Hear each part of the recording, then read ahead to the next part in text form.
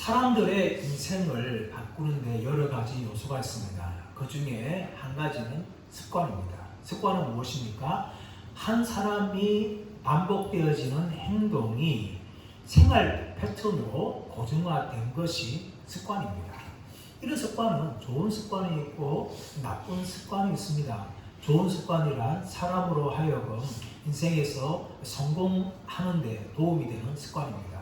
반면에 나쁜 습관들은 사람을 성공하는 데 도움 주는 것이 아니라 오히려 인생을 불행하게 하고 실패하게 할 수 있는 것이 나쁜 습관입니다.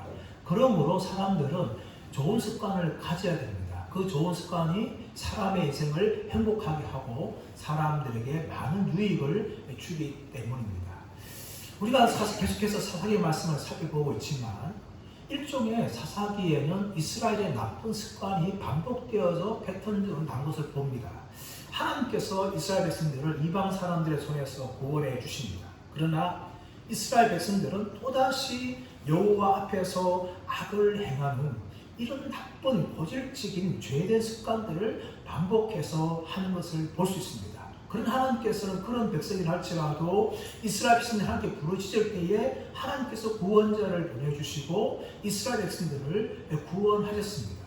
온니엘을 보내주시고 에웃을 보내주시고 삼가를 보내주시고 또 드보라와 바락을 보내주셔서 하나님께서 이방 사람들의 손에서 구해주셨습니다. 그런데도 불구하고 반복돼서 무엇입니까? 이스라엘 백성들이 또 여호와의 목전에서 악을 행하니라. 이 말씀이 반복되고 있습니다. 오늘 1절 시작하면서도 이스라엘 백성들이 여호와 앞에서 악을 행하였다 라고 반복하고 있는데 이것이 바로 앞에 에웃 사건에서 또 드보라 사건에서 세 번째로 똑같은 말이 등장합니다. 1절 말씀 보시면 이스라엘 자손이 또 여호와의 목전에 악을 행하였으므로 라고 이야기하고 있습니다. 이런 반복되는 습관들이 계속해서 이스라엘 백성들 가운데 나오는데 하나님께서는 이런 이스라엘 백성들을 불쌍히 여기시고 하나님께서 구원자로 사사를 세워주십니다. 사사기는 사사들의 행전을 기록한 성경입니다. 이 사사들은 크게 두 부분으로 나눌 수가 있습니다. 하나는 대사사냐 아니면 소사사냐. 우리가 살펴본 적이 있지만 대사사, 소사사는 바로 그 사사에 대해서 얼마나 많은 분량을 기록했느냐에 따라서 대사사로 분류하기도 하면 소사사로 분류합니다. 소사사의 대표적인 예가 뭡니까? 3장 31절 말씀 보시면 삼갈입니다. 삼갈이 소모는 막대기로 블레셋 사람 600명을 쳐 죽이고 몰아냈다는 기록이 단지 3장 31절 한 절에만 그렇게 기록되어 있습니다. 이것은 소사사로서의 대표적인 예라고 볼 수가 있습니다. 반면에 우리가 이제 말씀을 살펴볼 이 기드온은 바로 대사사 중에 한 명입니다. 이 기드온에 대한 분량이 오늘 6장 또 7장 8장 그리고 그의 아들 아비멜렉까지 포함하면 무려 기드온과 그 집안에 대해서 넉 장에 대한 이 분량을 기록하고 있습니다. 이 분량은 나중에 삼손의 버금가는 분량이죠. 삼손도 한 사람에 대해서 사사기는 넉 장을 그렇게 기록하고 있는데 이 기드온과 기드온 집안도 무려 넉 장에 걸쳐서 기록을 하고 있습니다. 그러므로 기드온은 이 대사사의 전형적인 특징을 보여주고 있는 사사입니다. 또 반면에 이 기드온은요 일반적인 사사가 아니라 신학적으로 외구자 사사라고 부르는 사람의 대표입니다. 외구자 사사란 무슨 말인가 하면은 사사가 되기에는 물리적으로 결함이 많은 그런 사사를 향하여 외구자 사사라고 부르고 있는데 기드온과 입다와 삼손이 바로 이 사사기에서 외구자 사사에 해당하는 사람들입니다. 그런 사람들은 정말 윤리적으로 보았을 때에 어떻게 이 사람이 사사가 될 수 있을까 할 정도의 결함을 가지고 있는데 그 시작이 바로 기드온입니다. 왜냐하면 이 기드온의 아버지 요아스는 바알 제단을 쌓고 아세라 목장을 세웠던 사람입니다. 우상 숭배자였어요. 우상 숭배자의 아들이었던 이 기드온이 사사로 부름을 받는 겁니다. 근데 여러분 하나님의 부르시면은요 그 집안이 어떠냐 하는 것은 아무런 중요한 게 아닙니다. 아브라함을 보십시오. 아브라함의 아버지 데라는 갈대아 우르에 있어서 우상을 숭배했던 사람이었습니다. 그런데 하나님께서는 그 아브라함을 부르셔서 가나안 땅에 들어가게 하시고 믿음의 조상으로 하나님이 세우시고 만들어 가셨습니다. 할렐루야. 그러므로 하나님의 부르시면은요, 우리의 집안이 어떠냐는 것은 아무런 중요한 것이 아닙니다. 하나님께서는 윤리적으로 사사가 될 수 없는 집안의 사람이었던 기도를 부르셔서 이스라엘 백성들을 구원하시는 일을 하나님이 행하십니다. 그런데 기도를 부름받을 때에 이스라엘 백성들의 상황이 어떻습니까? 굉장히 열악한 상황입니다. 1절에서 보시면 이스라엘 자손이 또 여호와의 목전에 악을 행하였으므로 여호와께서 7년 동안 그들을 미디안의 손에 넘겨주시니 라고 이야기합니다. 하나님께서 7년 동안 이스라엘 백성들을 미디안의 손에 넘겨주었습니다. 여러분, 미디안 족속이 어떻게 생긴 족속입니까? 아브라함이 둘째 아내 그두라를 통해서 낳았던 아들이 미디안이고, 그 미디안을 통해서 미디안 족속이 그렇게 만들어졌습니다. 이 미디안 족속과 이스라엘 백성들의 관계는요, 이 긍정적인 면도 있고 부정적인 면 동시에 다 가지고 있습니다. 긍정적으로 보았을 때에 출애굽기에서 모세가 바로를 피해서 도망한 것이 바로 미디안 광야였어요. 거기서 모세는 결혼을 하고 또 미디안의 딸들 결혼해서 자녀들을 그렇게 얻게 되었습니다. 그뿐만 아니라 이스라엘 백성들이 홍해를 건넌 후에 하나님의 임재를 거의 경험하고 언약을 맺고 또 율법을 받았던 것이 바로 미디안 땅에 있는 시내산이었습니다. 그리고 더 나아가서 모세의 장인 이드로는 정말 모세가 행정적으로 이스라엘을 이끌어가기에 너무나 버거울 때에 지혜를 주어서 모세를 도와주었던 기록이 있습니다. 이렇게 미디안과 이스라엘 백성들은 긍정적인 면도 있어요. 하지만 부정적인 면도 있는데, 창세기 30장 가서 나보시면 요셉을 형들이 팔 때에 미디안 상인의 손에 팔았고, 그 미디안 상인들이 바로 애굽의 노예로 팔았던 겁니다. 또 민수기 25장 가서 가보시면 이스라엘 백성들의 역병이 돌 때에 그 역병의 통로가 된 족속이 바로 미디안 족속이에요. 이렇게 미디안과 이스라엘 백성들은 긍정적인 면도 있고 부정적인 면이 있는데, 오늘 1절 말씀 보시면 하나님께서 미디안의 손에 이스라엘 백성들을 넘겨주었습니다. 그 결과가 뭡니까? 2절 말씀 보시면 미디안의 손이 이스라엘을 이긴지라 라고 이야기합니다. 이겼다는 이 의미는 강하다라는 의미가 있어요. 미디안의 손이 이스라엘보다 더 강했습니다. 그래서 이스라엘 백성들을 괴롭히게 되었다는 겁니다. 어떻게 괴롭혔습니까? 2절 계속 보시면 이스라엘 자손이 미디안으로 말미암아 산에서 웅덩이와 굴과 산성을 자기들을 위하여 만들었으며, 이 말이 무슨 말입니까? 이스라엘 백성들이 살고 있는 그 삶의 터전을 버리고 미디안 사람들을 피하여서 산으로 들어가서 그 굴을 만들고 웅덩이를 만들어서 그 안에서 숨어 살았다라는 것을 보여주는 거예요. 이게 얼마나 처참한 겁니까? 자기들의 집을 버리고 도망가야 될 정도로 이스라엘 백성들은 미디안 사람들에게 의해서 시달림을 당하고 공경을 당했다는 것을 성경을 이야기하고 있는 겁니다. 집을 버리고 피난 갈 정도라는 것이죠. 3절 말씀 보시면 이스라엘이 파종할 때면 미디안과 아말렉과 동방 사람들이 치러 올라왔다라고 이야기합니다. 여러분, 보통 이 경제적인 착취는요, 수확을 다 한 후에 그 수확을 가지고 빼앗다든지 아니면 공물을 바치라, 이렇게 착취가 이루어지는 거죠. 그런데 미디안 사람들이 어떻게 합니까? 파종할 때, 파종이 뭡니까? 씨앗을 뿌릴 때예요. 씨앗을 뿌릴 때 아예 올라와가지고 그 씨앗조차도 다 빼앗는데, 그 힘이 미디안 사람뿐만 아니라 아말렉과 동방 사람들이 함께 올라오니까 이스라엘 백성들이 그 씨앗마저도 다 빼앗겠다는 거죠. 우리나라 과거에 어릿고개가 있습니다. 정말 농사 짓고 다 먹을 것이 다 떨어지는, 그때는 뭐가 많습니까? 씨앗밖에 없어요. 근데 그 씨앗은요, 결코 먹지 않습니다. 차라리 굶어 죽을지언정 그 씨앗은 남겨두어야 봄이 오면 파종을 해서 그 다음에 또 가을에 거둘 수 있는 곡식의 시작이 되기 때문에 아무리 배가 고픈 보릿고개랄지라도 결코 씨앗은 먹지 않았습니다. 그만큼 씨앗이 중요한데, 이스라엘 백성들이 씨앗을 뿌리는 그 순간에 미디안 사람들이 아말렉 사람과 동방 사람들 데리고 가지고 그 씨앗마저도 빼앗아서 약탈해가는 이런 정말 경제적인 어려움이 이스라엘 백성들 가운데 찾아옵니다. 3절 이하의 말씀 보시면 4절 보시면 진을 치고 가사에 이르도록 토지 소산을 멸하여 이스라엘 가운데 먹을 것을 남겨주지 아니하며 양이나 소나 나귀도 남겨두지 아니하였다.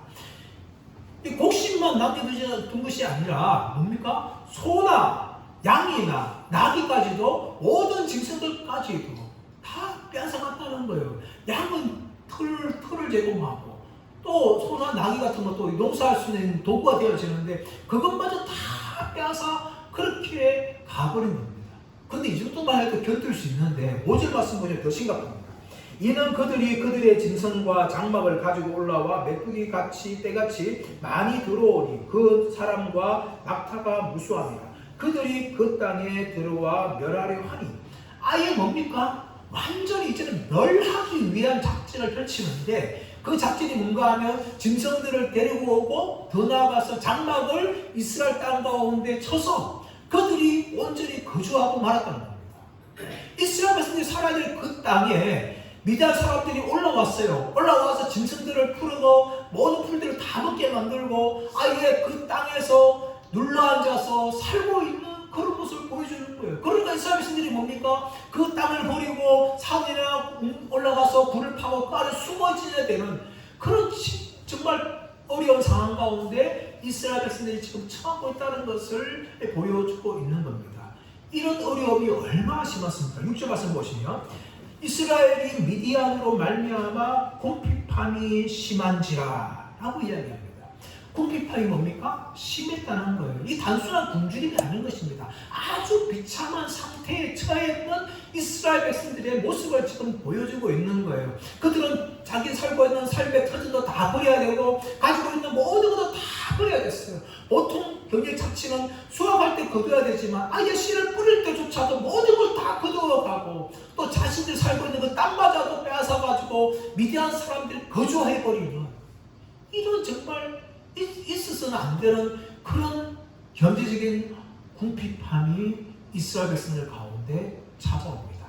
그래서 어떻게 합니까? 그들은 하나님께 부르짖습니다. 6절 하반절 말씀 보시면 이에 이스라엘 자손이 여호와께 부르짖었더라. 이 부르짖다는 단어는 짜크라는 단어입니다. 너무나 고통스러워서 울부짖는 부르짖음. 그것이 짜크인데 이 짜크에는 회개의 의미가 없어요. 단지 자신들이 고통스럽기 때문에 하나님 우리가 고통스러워요 하면서 울부짖는 그런 울부짖음입니다. 이 울부짖음에는 회개의 요소가 전혀 없습니다. 그런데 여러분 하나님께서 이런 울부짖음으로 하나님이 들으셔서 7절 이하의 말씀 보시면 하나님이 한 선지자를 보내주십니다. 7절 말씀 보시면 이스라엘 자손이 미디안으로 말미암아 여호와께 부르짖었으므로 여호와께서 이스라엘 자손에게 한 선지자를 보내시니 하나님께서 구원자를 보내시는 것이 아니라 이번에는 선지자를 보내십니다. 선지자 역할이 뭡니까? 하나님 말씀을 전하는 사람이 선지자입니다. 하나님이 선지자를 보내셔서 사람의 입을 통하여 이스라엘 백성들에게 하나님의 말씀을 전하는 통로가 바로 선지자인데 하나님이 이스라엘 백성에 부르짖었다면 구원자를 보내야 되는데 이번에는 선지자를 보냅니다. 그런데 그 선지자의 말이 뭡니까? 위로와 격려의 또 축복의 말이 아니라 책망의 말이었습니다. 8절 하반절 말씀 보시면 그들에게 이르되 여호와께서 이같이 말씀하시기를 이스라엘의 하나님 내가 너희를 애굽에서 인도하여 내며 너희를 그 종되었던 집에서 나오게 하여 애굽 사람의 손과 너희를 학대하는 모든 자의 손에서 너희를 건져내고 그들을 너희 앞에서 쫓아내고 그 땅을 너희에게 주었으며 내가 또 너희에게 이르기를 나는 너희의 하나님 여호와이니 너희가 거주하는 아모리 사람의 땅의 신들을 두려워하지 말라 하였으나 너희가 내 목소리를 듣지 아니하였느니라 하셨다 하니라. 이 선지자는 세 가지를 말합니다. 하나는 무엇인가 하면 하나님께서는 너희의 출애굽의 하나님이다 하는 것을 말합니다. 이스라엘 역사에서 구약의 역사에서 가장 중요한 사건은 출애굽 사건입니다. 이 출애굽은 이스라엘 백성들로 하여금 자유와 해방을 주게 되어지고 또 가나안 땅에 들어가서 나라를 건설하게 하게 된 토대가 되었기 때문에 이스라엘 역사에서 가장 중요한 사건은 출애굽 사건이에요. 그리고 하나님께서는 이스라엘 백성들과 관계를 이야기할 때에 나는 너희를 노예에서 해방시킨 출애굽의 하나님이다라는 것을 이스라엘 백성들에게 말합니다. 그리고 그 다음에 중요한 사건은 무엇입니까? 바로 가나안 정복 사건이에요. 출애굽한 후에 하나님께서 이스라엘 백성들을 인도하여서 가나안 땅에 들어가게 하십니다. 근데 그 정복 사건이 뭡니까? 하나님의 전쟁을 하나님께서 하신 것입니다. 물론 겉으로는 이스라엘 백성들이 가나안 민족과 싸웠지만 그 전쟁과 함께하여 주시고 승리하게 하신 분은 바로 하나님이었어요. 그리고 가나안 정복 전쟁은요, 이스라엘 백성의 전쟁이 아니라 하나님의 전쟁이었고 하나님께서 승리케 하신 전쟁이었습니다. 그것을 기억하라고 말하고 있는 겁니다. 그런데 더 나아가서 아주 중요한 말을 10절에 합니다. 10절이 뭡니까? 그것은 바로 내가 너희 하나님 여호와인데 너희가 거주하는 아무리 사람의 땅의 신들을 두려워하지 말라 하였으나 너희가 내 목소리를 듣지 아니하였느니라 하셨다. 이렇게 말합니다. 이것은 무엇을 말합니까? 이스라엘 백성들을 위로하고 격려하고 축복하는 것이 아니라 오히려 이스라엘 백성들의 죄악을 책망하는 겁니다. 여러분, 이 말씀은 너무나 시적절한 말씀이에요. 이스라엘 백성들이 계속해서 반복하여 여호와 앞에서 악을 행할 때에 하나님께서는 선지자를 통하여 보내시는데 위로와 격려와 축복의 말이 아니라 이스라엘 백성들이 죄에 대해서 책망하는 말씀을 지금 하고 있는 겁니다. 여러분, 어느 성도들은 어쩌면 이스라엘 백성들 같아요.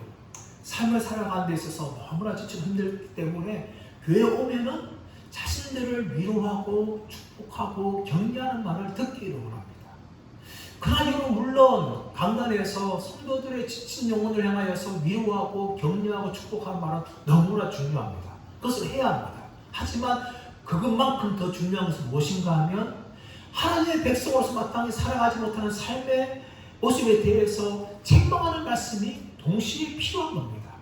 그러나 성도들은 무슨 말만 듣기 원하는가 하면 책망의 말이 아니라 무조건 축복하고 무조건 격려하고 자신들을 위로하는 그런 말만 듣기를 원한다는 겁니다. 여러분, 그것은 굉장히 잘못된 것입니다. 하나님의 말씀을 볼 때에 우리를 향하여서 소망을 주는 말씀도 있고 위로의 말씀도 있고 격려의 말씀도 있지만 때로는 하나님께서 이렇게 선지자를 통하여서 그 백성들에 대한 죄에 대해서 책망하는 말씀이 있는 겁니다. 그러면 강단은요, 균형을 이루어야 돼요. 단지 성도들 듣기만 원하는 위로와 축복의 말만 전하는 것이 아니라 성도들이 마땅히 어떻게 살아야 되며 또 그렇게 합당한 살지 못하는 그 죄에 대해서 책망을 할 말씀을 전해야 됩니다. 그것이 목사가 해야 할 일이에요. 그럼 오늘날 성도들은요, 목사들 입을 막아버려요. 우리한테 듣기 싫은 말 하지 마라. 죄에 대해서 정죄하는 말 하지 마라. 우리가 듣기 좋은 말만, 위로의 말만, 축복의 말만 해라. 이것은 성도들이 요구하고 있는 거예요. 그것은요, 교회를 죽이는 겁니다. 그리고 성도들을 죽이는 거예요. 강단은요, 위로의 말과 축복의 말도 해야 되지만 동시에 성도들이 어떻게 살아야 되고 분명히 가르쳐야 되며 더 나아가 성도들이 그렇게 살지 못한 것에 대해서 책망하는 말을 해야 합니다. 하나님께서는 이 선지자를 통하여서 그 고통당하는 성도들을 향하여서 위로하고 축복의 말을 하는 것이 아니라 이렇게 책망의 말씀을 먼저 전하고 있는 것입니다. 그 다음에 하나님이 무엇을 하셨습니까? 이스라엘 백성들을 위하여 구원자를 세우시겠다. 세워주시는 내용이 11절 이하에서 그렇게 나오고 있는 겁니다. 근데 그 구원자가 누굽니까? 바로 기드온이었습니다. 11절 말씀 보시면 여호와의 사자가 아비에셀 사람 요아스에게 속한 오브라에 이르러 상수리 나무 아래에 앉으니라. 마침 요아스의 아들 기드온이 미디안 사람에게 알리지 아니하려 하여 밀을 포도주 틀에서 타작하더니 여호와의 사자가 아비에셀 사람 요아스에게 속한 오브라에 이르러 상수리 나무에 앉았다. 근데 그 마침 기드온이 있었다라고 이야기하고 있죠. 여러분, 여기 등장하는 여호와의 사자가 누굽니까? 하나님의 종이죠. 천사입니다.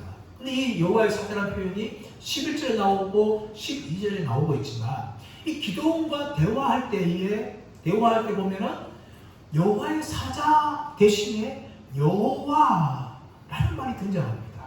분명히 여호와의 사자가 나타나가지고 기드온에게 말을 하고 있는데 그 말을 하고 있는 분은 누군가 하면 여호와의 사자가 아니라 여호와 하나님이라고 성경은 기록하고 있어요. 이분이 누굽니까?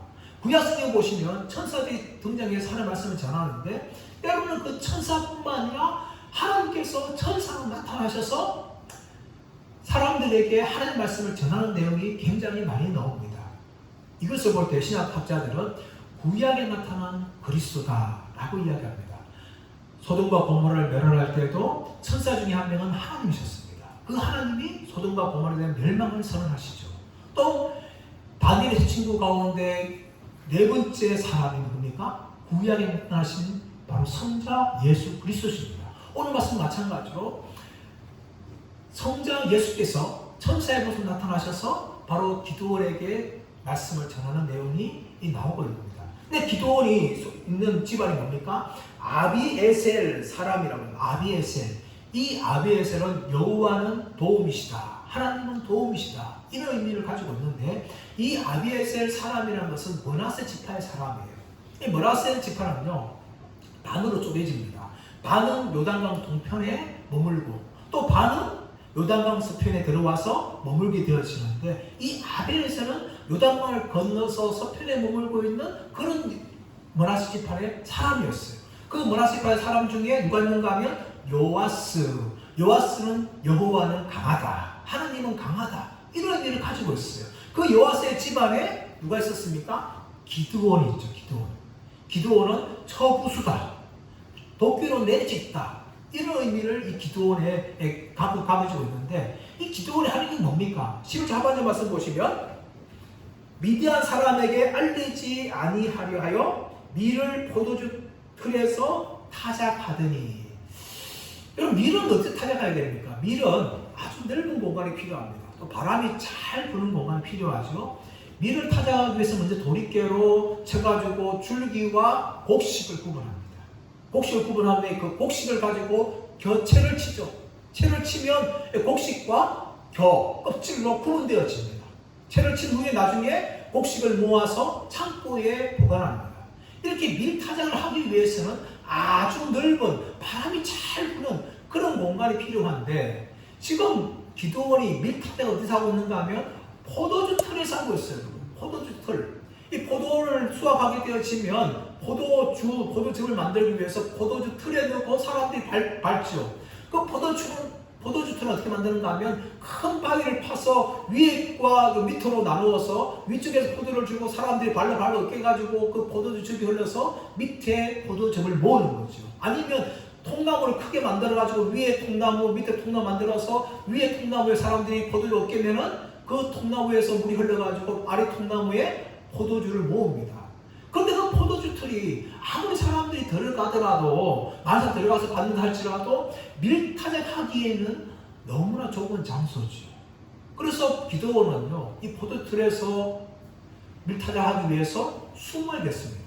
숨어가지고 미디안 사람들에게 들키지 않으려고 알게 하지 않으려고 숨어서 밀타작을 하는데 이 타작하다 이 단어도 이 도리끼를 치거나 또 키를 쳐서 하는 타작이 아니라 막대기로 그 곡식을 떠는 그런 행동입니다. 그러니까 얼마나 이 기드온의 행동이 소심합니까? 비겁합니까?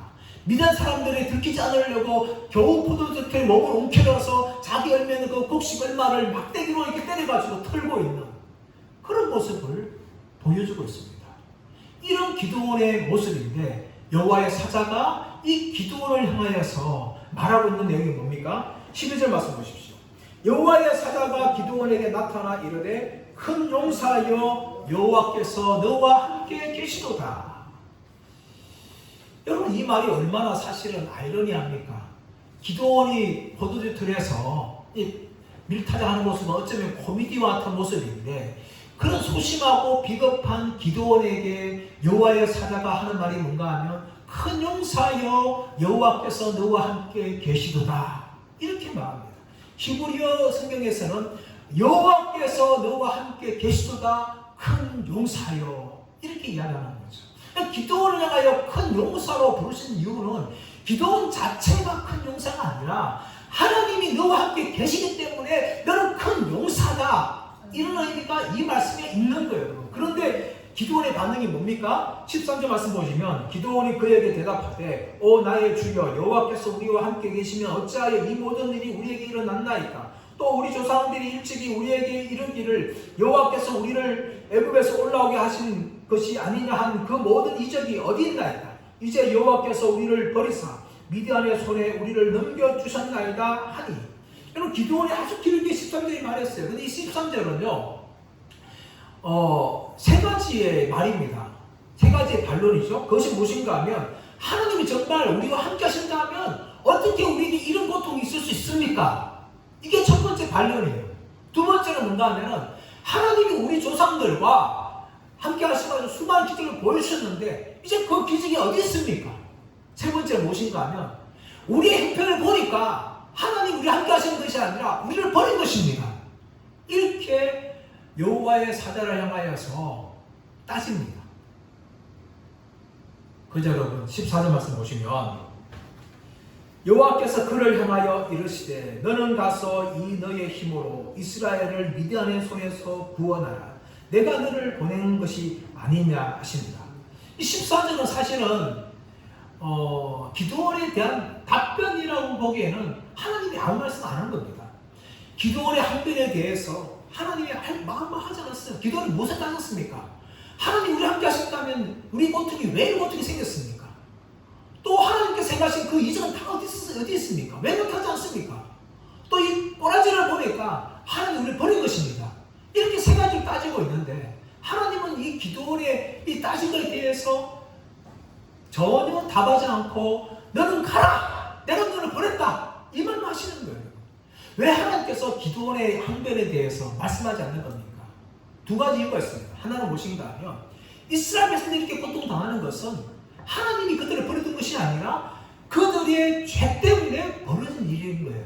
여기에 대해서 이미 선지자 통해서 하나님이 책망하심을 통하여 이스라엘 백성들의 죄악을 다 드러냈습니다. 그러므로 더 이상 할 말이 없으신 거예요. 두 번째로 이유는 뭔가 하면은 하나님께서 이런 고통 당한 가운데 있는 이스라엘 백성들에게 이제 기도를 보내서 구원하는 일을 하시기 때문에 더 이상 기도원의 항변에 대해서 말씀을 하지 않는 겁니다. 그래서 14절 말씀 보시면 여호와께서 그를 향하여 이르시되 너는 가서 이 너의 힘으로 이스라엘을 미디안의 손에서 구원하라. 내가 너를 보내신 것이 아니냐. 하나님이 기도원 너를 보내서 내가 너를 구원하겠다. 이렇게 선언합니다.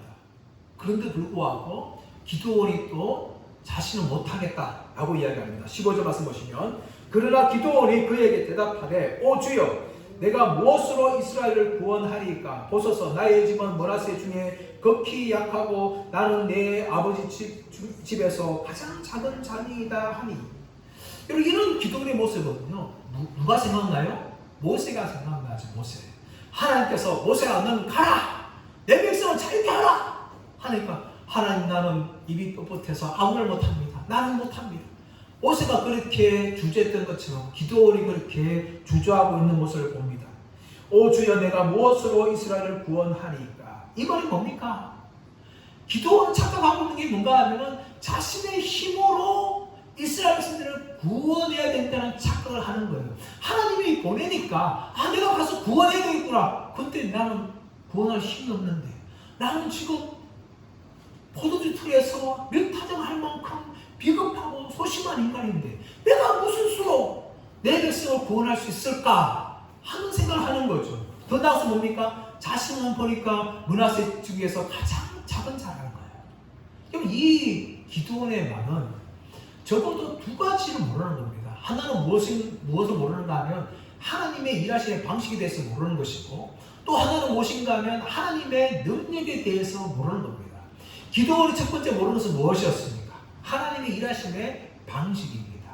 하나님은요 능력이 있는 자, 부르기 합당한 자들을 불러가지고 그분의 일꾼을 쓰시는 분이 아닙니다. 하나님께서 부르시는 자들은요 능력 없는 자들이에요. 자격 없는 자들입니다. 근데 그런 사람들을 불러가지고 하나님께서 하는 나라를 위해서 일꾼으로 세우시고 그들을 사용하신다는 겁니다. 성경을 보십시오.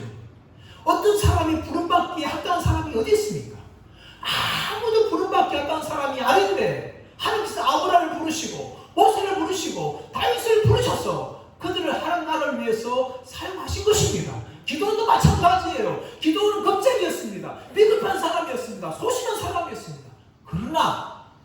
그를 부르셔서 그를 통해서 이스라엘 백성들을 구원하는 일을 하시는 겁니다. 우리도 마찬가지예요. 우리가 부름받기에 합당한 자라서, 구원받기 합당한 자라서, 쓰임받기 합당한 자라서 하나님께 부름받은 게 아닙니다. 구원받기 합당한 자격이 없는 사람들이고 또 쓰임받기 합당한 자격이 없는 사람들인데, 그래도 불구하고 하나님께서 우리를 불러주셔서 구원하여 주시고 우리를 사용하시는 그 주님 믿습니다. 할렐루야. 그러므로 우리가 하나님의 일을 맡을 때에, 또 직분자를 부름받을 때 어떤 사람이 이렇게 말합니다. 나는 자격이 부족해서 나는 일을 할 수 없습니다. 그렇게 말하는 분들이 있어요. 근데 그분들은요 굉장히 교만한 사람이에요. 내가 능력이 있어 부름받는 게 아닙니다. 하나님이 능력 없기 때문에 일꾼으로 세우셔서 충성하라고 말하는 거죠. 그러므로 우리가 직분을 부름받을 때, 무엇인가 쓰임받을 때에 나는 부족하지만 주님이 나와 함께 하시면 내가 감당할 줄 믿습니다. 이렇게 고백하는 것이 겸손한 사람이에요. 근데 겸손한 가정을 해가지고 나는 부족한데 나는 할 수 없습니다. 오히려 그런 사람들이 굉장히 교만한 사람들이라는 거예요. 또 무지한 사람들인 겁니다. 하나님이 어떻게 일을 하시는지 전혀 알지 못하기 때문에 나는 부족하기 때문에 쓰임받을 수 없다. 그렇게 말하는 겁니다. 더 나아가서 기도는 무엇을 몰랐습니까? 하나님의 전능하심을 몰랐는 거예요. 우리는 부족하지만 하나님은 전능하신 분입니다. 그러므로 하나님 손에 붙들리기만 하면요 하나님께서 우리를 사용하셔서 위대하고 놀라운 일을 행하시는 분이십니다. 또 하나님께서 그렇게 사용하실 때 우리는 충분히 가능성이 있는 분이에요. 가능성이 있는 사람들입니다. 지금은 아무것도 아니에요. 하나님께서 우리를 붙들어 주시면 하나님을 통해서 놀라운 일을 행하십니다. 그 얘가 누굽니까? 베드로입니다. 베드로는 어부였어요. 제자가 되기도 합당하지 못한 무식한 사람이었습니다. 또 예수님 뭡니까? 3번이나 부인하였습니다. 그럼에도 불구하고 예수님께서는 직접 갈릴리를 찾아가서 베드로를 불러주시고 네가 나를 사랑하느냐 3번이나 이 베드로에게 물으심을 통하여 다시금 사도로 부르십니다.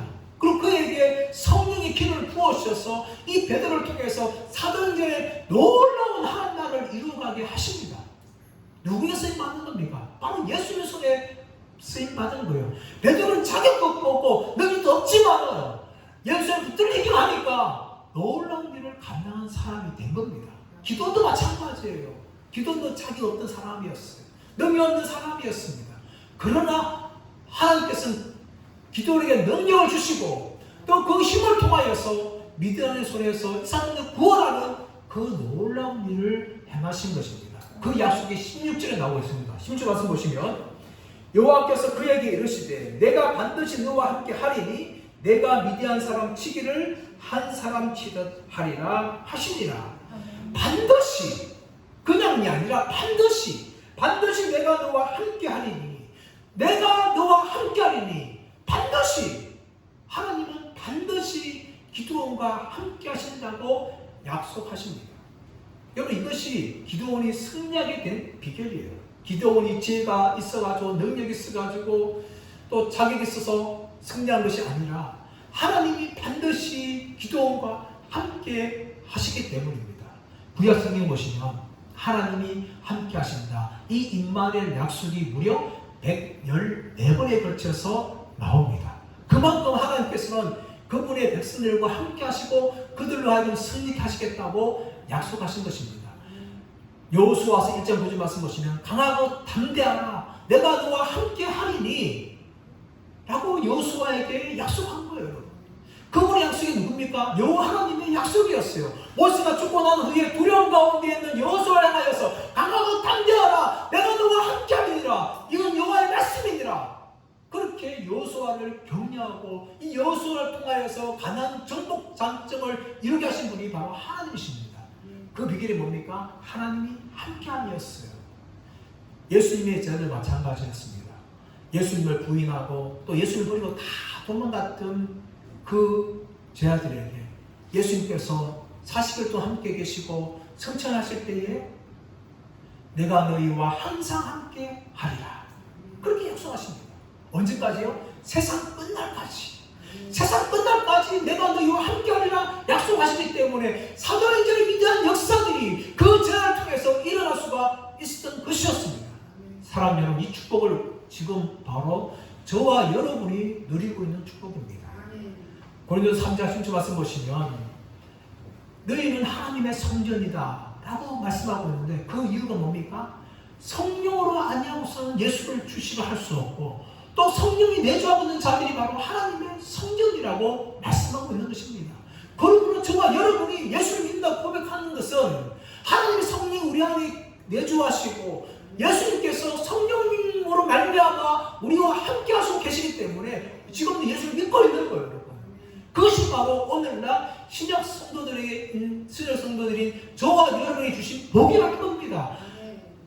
땅끝까지 내가 너와 함께하리라. 이 축복의 말씀이 저희들뿐만 아니라 바로 저와 여러분들이 누리고 있는 복입니다. 그런데 여러분, 중요한 것은 무엇입니까? 이 복을 우리가 가지고 있다면 우리는 충만하게 누리고 있어야 되는 거예요. 삶에서 정말 수많은 어려움이 찾아오고 그때마다 기도원처럼 하나님 우리 함께 하신 증거가 어디 있느냐 라고 말할 것이 아니라 어떤 삶의 어려움이 찾아오고 고난 찾아온다 할지라도 우리 안에 예수 그리스도께서 성령으로 함께 하시기 때문에 나의 호흡이 다하고 이 땅이 끝날 그 순간까지 결코 떠나지 아니하시고 버리지 아니하시고 우리와 함께 하시는 그 하나님을 생각하면서 믿음의 길을 날마다 살아가야 되는 것이 바로 저와 여러분이 걸어가야 될 믿음의 길인 줄 믿습니다. 사랑하는 여러분, 저와 여러분이 정말 우리 호흡이 탈 때까지 이 복을 누리면서 하나님과 함께하는 이 복을 누리고 또 삶의 어떤 어려움을 찾아온다 할지라도 하나님과 함께함을 통하여서 모든 삶의 어려움들을 좀 믿음으로 극복하며 나아가시는 저와 여러분들 되시기를 예수의 이름으로 축원합니다.